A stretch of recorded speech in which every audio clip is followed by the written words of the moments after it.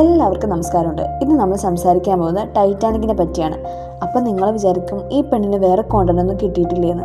ഇല്ല, ഇത് മാത്രമേ കിട്ടിയിട്ടുള്ളൂ. അപ്പം നമുക്ക് തുടങ്ങാം. 1909 ടൈറ്റാനിക്കിൻ്റെ നിർമ്മാണം ആരംഭിക്കുന്നത്. വളരെ വലുതും ആഡംബരപൂർണവുമായ കപ്പലായിരുന്നു അത് അന്നത്തെ കാലത്തിട്ടോ. 1911 നിർമ്മാണം പൂർത്തിയായി. 1912 ഏപ്രിൽ 10 ഇതിൻ്റെ കന്നിയാത്ര ആരംഭിക്കുന്നത്.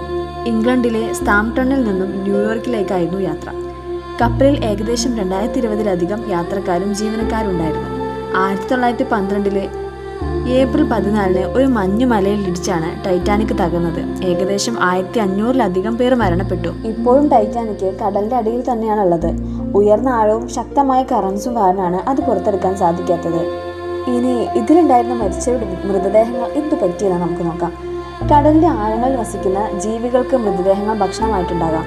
കടൽ വെള്ളത്തിലെ ഉപ്പിൻ്റെ അംശവും കാൽസ്യത്തെ നശിപ്പിക്കുന്ന ബാക്ടീരിയകളും എല്ലാം കൂടെ ചേർന്ന് എല്ലുകളെ കാലക്രമേണ നശിപ്പിച്ചു കളയുന്നു. എന്നാലും ഇപ്പോഴും ടൈറ്റാനിക്കിൻ്റെ പരിസരത്ത് അവരുടെ ചെരുപ്പുകൾ കാണാമെന്നാണ് പറയുന്നത്.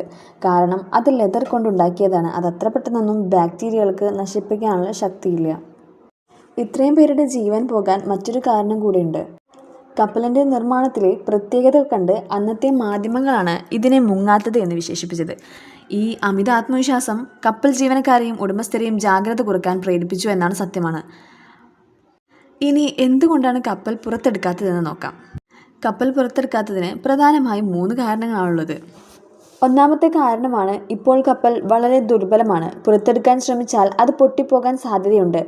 ഹെലോമോണസ് ടൈറ്റാനിക്കോ എന്ന ബാക്ടീരിയകൾ കപ്പലിൻ്റെ ഇരുമ്പ് തിന്നു തീർന്നുകൊണ്ടിരിക്കുകയാണ്. കുറച്ച് വർഷം കൂടി കഴിഞ്ഞാൽ ടൈറ്റാനിക് വെറും ഇരുമ്പ് കഷ്ണങ്ങൾ മാത്രമായി മാറും.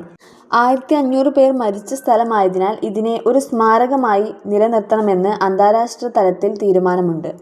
ഇത്ര മാത്രമാണ് എനിക്കറിയാവുന്ന ടൈറ്റാനിക്കിനെ കുറിച്ചുള്ള കാര്യങ്ങൾ. അപ്പോൾ എല്ലാവരും സബ്സ്ക്രൈബ് ചെയ്യാൻ മറക്കരുത്. പിന്നെ ആ ലൈക്കും കൂടി ഒന്ന് ചെയ്യണേ. അപ്പോൾ ഇത്രയേ ഉള്ളൂ. ടാറ്റാ.